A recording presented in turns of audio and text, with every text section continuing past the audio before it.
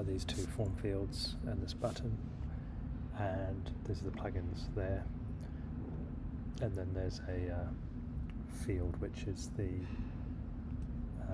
tells you the status of what is going on with payment. So behind this button we go make a request for ACH payment, and it takes the values of those forms,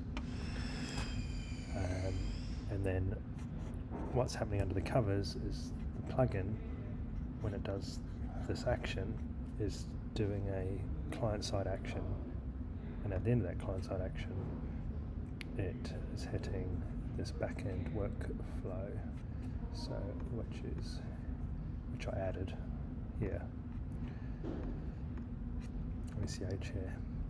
So this then goes to make payment. This is just a bog standard API. Well, I've implemented it in the plugin.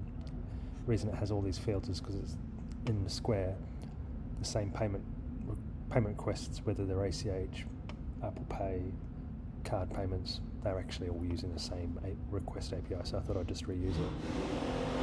So we've got the source ID is what comes passed into this back-end workflow, and then this is the amount of money. So you'd have to implement putting in the location ID and the money. Currency has to be US dollars for ACH, obviously.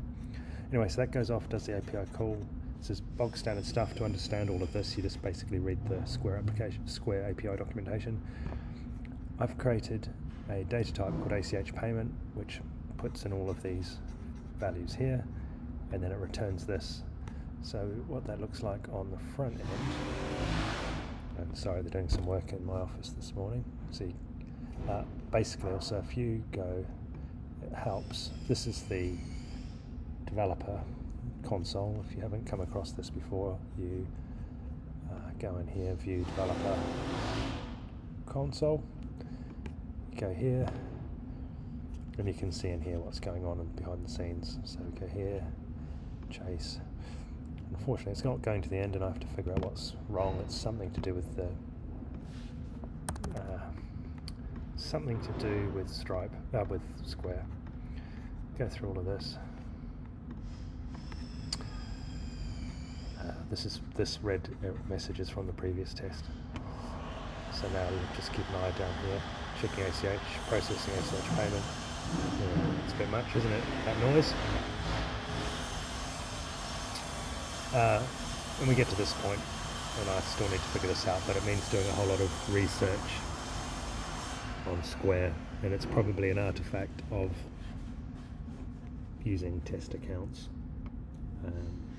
Maybe the first one I did stuffed up, and then it's now polluted the subsequent requests or something like this. So I'm not sure how we get around it, but I'll figure it out later.